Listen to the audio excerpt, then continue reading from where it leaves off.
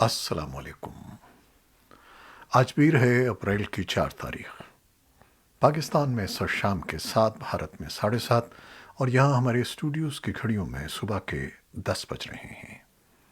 Voice of America Washington کی Urdu service سے میں ہوں خالد حمید، خبروں کے ایک بلیٹن کے ساتھ۔ پاکستان کی سپریم کورٹ میں پیر کے روز چیف جسٹس کی سربراہی میں 5 رکنی لارجر بینچ نے ڈپٹی اسپیکر رولنگ کیس کی سماعت کی۔ کیس پر سماعت کا آغاز ہوا تو پاکستان تحریک انصاف کے وکیل بابر اعوان نے کہا کہ سپریم کورٹ کے 21 مارچ کے سن 2022 کے فیصلے کا حوالہ دینا چاہتا ہوں۔ انہوں نے کہا کہ ہم الیکشن کے لیے تیار ہیں، سارا مسئلہ جلدی الیکشن کا تھا، صدارتی ریفرنس کو موجودہ از خود نوٹس کے ساتھ سنا جائے۔ پاکستان پیپلز پارٹی کے وکیل فاروق ایچ نائک نے فل کورٹ بینچ بنانے کی استدعا کر دی۔ اس پر چیف جسٹس نے کہا کہ فل کورٹ کی وجہ سے تمام دیگر مقدمات متاثر ہوتے ہیں۔ گزشتہ سال بھی فل کورٹ کی وجہ سے 10,000 مقدمات کا اضافہ ہوا۔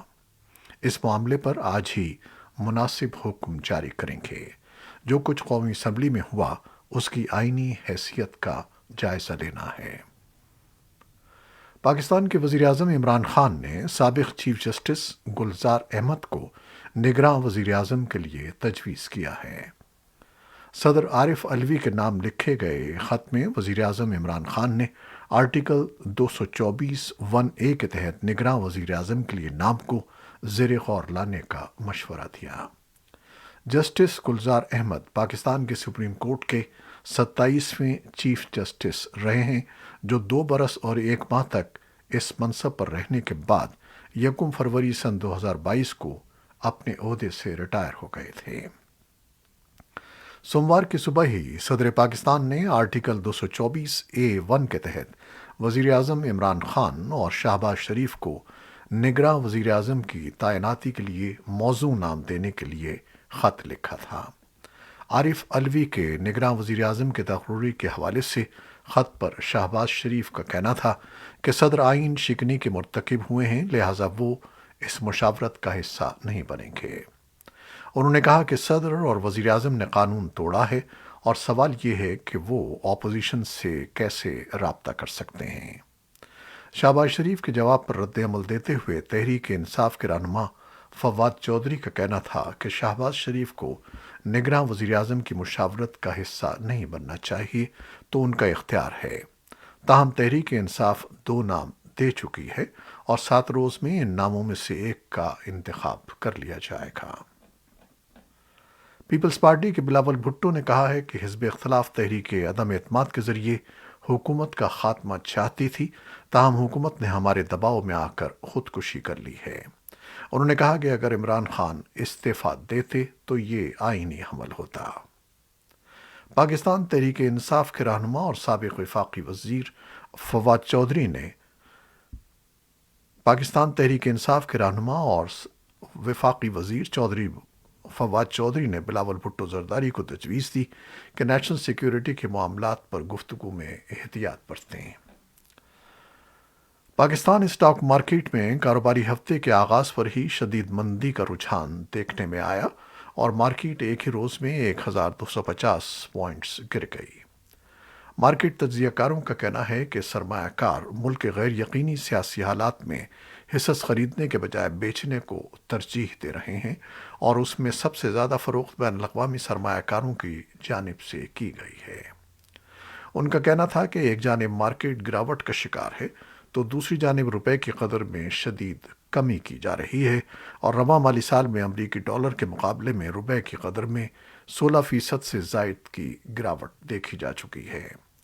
معاشی تجزیہ کاروں کے مطابق اس کی بنیادی وجہ پاکستان کا بڑھتا ہوا بیرونی تجارتی خسارہ ہے، جس کی وجہ سے ملک میں ڈالر کی ڈیمانڈ زیادہ ہے۔ ان کے مطابق معاشی صورتحال خراب ہونے اور پھر IMF کے ساتھ قرض کی نئی قسط کے سلسلے میں کوئی پیش رفت نہ ہونے سے آنے والا بجٹ کسی بھی حکومت کے لیے بنانا آسان نہیں ہوگا۔ پاکستان کی موجودہ سیاسی صورتحال کے سلسلے میں نئی دہلی کے تجزیہ کار اور اخبارات کہتے ہیں کہ اس پر بھارت کی گہری نظر ہے۔ بھارتی ذرائع ابلاغ میں اس پر مباحثے ہو رہے ہیں اور اخبارات اپنے اداریوں میں صورتحال کا تجزیہ کر رہے ہیں۔ بیشتر تجزیہ کاروں کا خیال ہے کہ یہ پاکستان کا اندرونی معاملہ ہے، لیکن ان کا یہ بھی کہنا ہے کہ چونکہ پاکستان بھارت کا قریبی ہمسایہ ملک ہے، اس لیے اگر وہاں سیاسی عدم استحکام آتا ہے تو اس پر بھارت کو تشویش میں مبتلا ہونا فطری امر ہے، کیونکہ اس عدم استحکام کا اثر اس پورے خطے پر پڑے گا۔ اور اب یوکرین اور روس کی تازہ ترین صورتحال۔ امریکہ کے وزیر خارجہ اینٹنی بلنکن نے روس کی شدید مذمت کرتے ہوئے اس پر یوکرین میں جنگی مظالم کے ارتکاب کا الزام لگایا ہے۔ اتوار کے روز بلنکن کا یہ بیان اس وقت سامنے آیا جب روسی فوجیوں کے یوکرینی دارالحکومت کیف سے جانے کے بعد اس کے مضافاتی علاقے بوچا کی گلیوں میں ہلاک ہونے والے شہریوں کی لاشوں کی پہلی مرتبہ تصاویر منظر عام پر آئیں۔ امریکی نشریاتی ادارے سی این این کے اسٹیٹ آف دی یونین شو میں بات کرتے ہوئے بلنکن نے کہا کہ باوجود اس کے کہ یوکرین اپنے شمالی وسطی علاقے پر دوبارہ کنٹرول حاصل کرنے کا دعویٰ کر رہا ہے، امریکہ پورے یوکرین میں روسی جنگی جرائم کو دستاویزی شکل دینے کی ہر ممکن کوشش کرے گا۔ خبروں کے مطابق روسی افواج بحیرہ اسود کے ساتھ ساتھ جنوبی یوکرین کے شہروں اور مشرقی یوکرین کے متقابل ڈونباس علاقے میں نئے حملوں پر توجہ مرکوز کرنے کے لیے کیف کے علاقے سے پیچھے ہٹ گئی ہیں۔ یورپی یونین نے پیر کو کہا کہ وہ یوکرین کے قصبوں میں مبینہ مظالم کے حوالے سے روس پر پابندیوں کے نئے دور کے بارے میں بات چیت کرے گی۔ یورپی یونین کی خارجہ پالیسی کے سربراہ جوزف بورریل نے ایک بیان میں کہا کہ یورپی یونین روس کے خلاف مزید پابندیوں پر کام کرے گی۔ بوریل نے کہا کہ بوچا قصبے اور یوکرین کے دیگر قصبوں میں ہونے والے قتل عام کو یورپی سرزمین پر ہونے والے مظالم کی فہرست میں لکھا جائے گا۔ یورپی یونین کے وزرائے خارجہ اس ہفتے کے آخر میں نیٹو کے اجلاس کے موقع پر یا آئندہ ہفتے اپنے معمول کے اجلاس میں ان پر غور کر سکیں گے۔ یورپی یونین بین الاقوامی فوجداری عدالت اور اقوام متحدہ کے انسانی حقوق کی طرف سے جرائم کی تحقیقات کی حمایت کر رہی ہے۔ نیٹو کے سیکرٹری جنرل یانس اسٹالٹنبرگ نے امریکی ٹیلی ویژن سی این این کو بتایا کہ یوکرین کے شہریوں کے خلاف ایسا ظلم یورپ میں کئی دہائیوں میں نہیں دیکھا گیا۔ یہ روسی صدر ولادیمیر پوٹن کی ذمہ داری ہے کہ وہ جنگ کو ختم کریں۔ اقوام متحدہ کے سیکرٹری جنرل اینٹونیو گوتریس نے ٹویٹر پر کہا کہ انہیں یوکرین کے شہر بوچا میں ہلاک ہونے والے شہریوں کی تصاویر سے انتہائی صدمہ ہوا ہے۔ یہ ضروری ہے کہ آزادانہ تحقیقات مؤثر احتساب کا باعث بنیں۔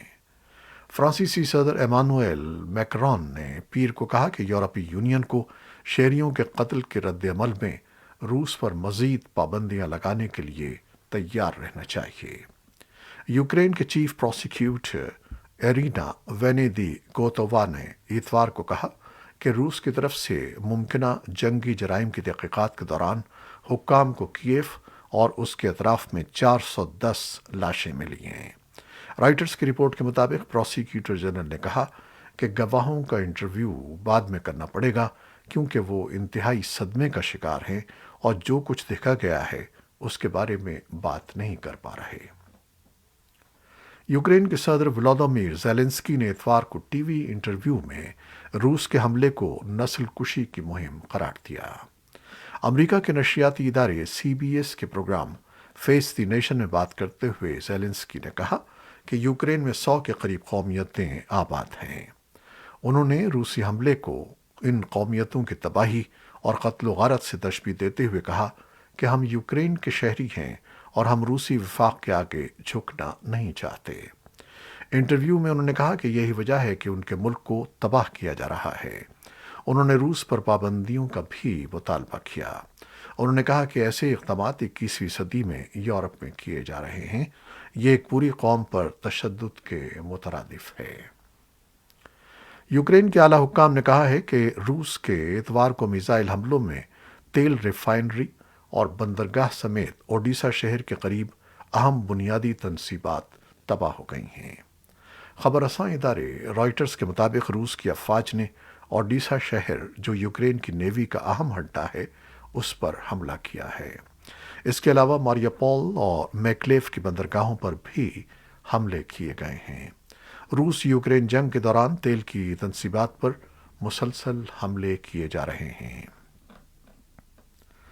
سن 2005 سے 4 اپریل دنیا بھر میں بارودی سرنگوں سے متعلق آگاہی اور مدد کے عالمی دن کے طور پر منایا جاتا ہے۔ یونیسیف کا کہنا ہے کہ افغانستان میں گزشتہ 7 مہینوں میں 301 بچے جنگ کی باقیات اور بارودی سرنگوں سے ہلاک یا زخمی ہوئے ہیں۔ یونیسیف نے ایک بیان میں کہا کہ حقیقی اعداد و شمار اس سے کہیں زیادہ بتائے جاتے ہیں۔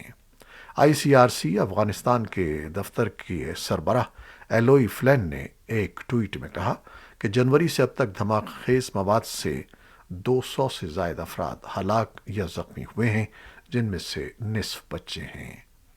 صوبے ہلمند کے ضلع مارجا میں دھماکے سے جمعے کے روز 5 بچے ہلاک اور 2 زخمی ہوئے۔ Afghan D mining N G Os کے حکام کا کہنا ہے کہ افغانستان میں بارودی سرنگوں اور دھماکہ خیز آلات سے بچوں کے علاوہ بالغ افراد بھی متاثر ہو رہے ہیں۔ M D C D mining N G O کے ڈائریکٹر شہاب حکیمی نے وائس آف امریکہ کو بتایا کہ ان کی تنظیم 6 دیگر ڈی مائننگ تنظیموں کے ساتھ مل کر افغانستان میں کام کر رہی ہے، لیکن افغانستان کی کان کنی کے پروگرام کو بجٹ کی کمی کا سامنا ہے۔ انہوں نے کہا کہ افغانستان کو بارودی سرنگوں اور دھماکہ خیز آلات سے پاک قرار دینے کے لیے مزید 10 سال درکار ہیں۔ افغانستان کے لیے امریکہ کے خصوصی نمائندے تھامس ویسٹ اور سابق صدر حامد کرزئی نے افغان لڑکیوں کی اسکول واپسی پر بات چیت کی ہے۔ امریکی نمائندہ خصوصی تھامس ویسٹ نے ٹویٹ کیا کہ کرزئی کے ساتھ بات کرتے ہوئے خوشی ہوئی۔ ہم نے افغان عوام کی لڑکیوں کو سیکنڈری اسکول میں جلد واپسی دیکھنے کی خواہش اور ملک کے مستقبل کا تعین کرنے کے لیے قومی مشاورتی عمل کی ضرورت پر تبادلہ خیال کیا۔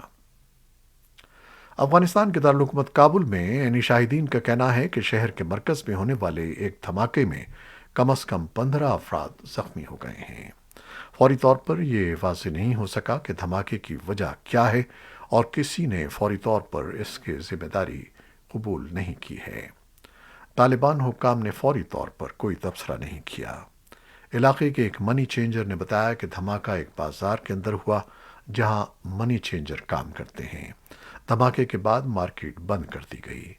افغان دارالحکومت میں کئی ماہ میں یہ پہلا دھماکہ تھا۔ افغانستان میں طالبان نے پوست کی کاشت پر پابندی لگانے کا حکم جاری کیا ہے۔ طالبان سپریم لیڈر ملا ہیبت اللہ اخند زادہ نے خبردار کیا ہے کہ خلاف ورزی کرنے والے کاشتکاروں کی تمام فصل تلف کرنے کے علاوہ انہیں شریعت کے مطابق سزائیں دی جائیں گی۔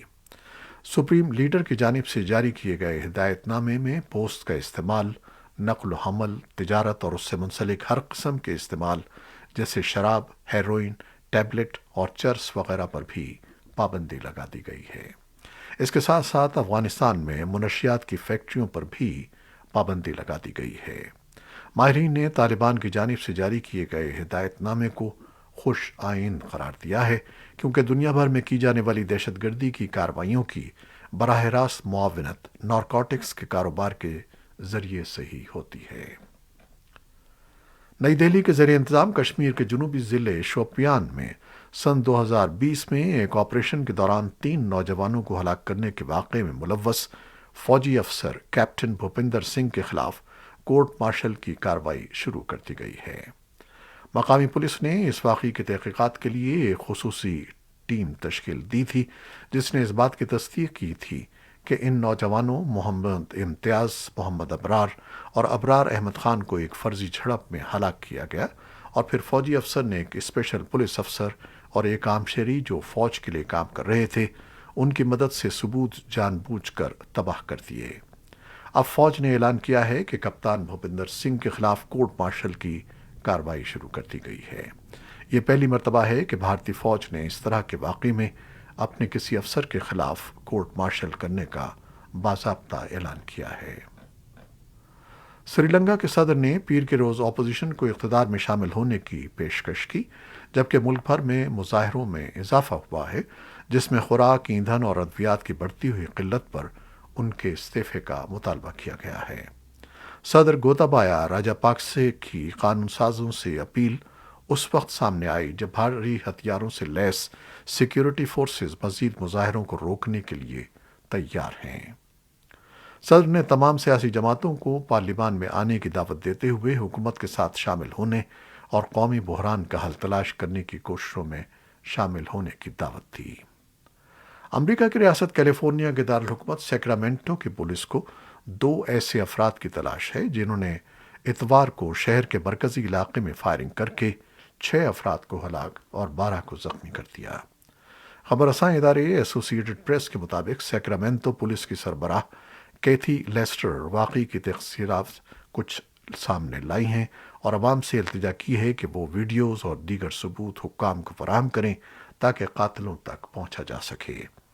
اتوار کی صبح کیلیفورنیا کے ریاستی دارالحکومت سیکرامنٹو میں فائرنگ کے واقعے میں 3 مرد اور 3 خواتین مارے گئے تھے، جبکہ 12 زخمیوں کو ہسپتال منتقل کیا گیا تھا۔ صدر جو بائیڈن نے اتوار کو جاری ایک بیان میں گن کرائمز کے خلاف کارروائی کی ہدایت کی ہے۔ بائیڈن کا کہنا ہے کہ آج امریکہ ایک مرتبہ پھر گن وائلنس سے متاثر ہونے والے ایک اور علاقے کے لوگوں کے لیے سوگ منا رہا ہے، البتہ ہمیں سوگ منانے سے بڑھ کر کچھ کرنا ہوگا۔ ان کا کہنا تھا کہ ہمیں ضرور رد عمل دینا ہوگا۔ یہ تھیں وہ خبریں جو فیس بک لائیو پر ہم نے آپ کے لیے پیش کی۔ ہماری ویب سائٹ، یوٹیوب اور پوڈ کاسٹ پر یہ بلیٹن پوسٹ کر دیا جاتا ہے۔ آپ ہمارے بلیٹن کو شیئر کرتے ہیں اور اپنے کمنٹس میں اپنی محبتوں اور دعاؤں کا اظہار کرتے ہیں، جس کے لیے ہم آپ کے بے حد مشکور ہیں۔ اپنی ان محبتوں کا سلسلہ جاری رکھیے گا۔ خالد حمید کو اب اجازت دیجیے گا۔ اللہ حافظ۔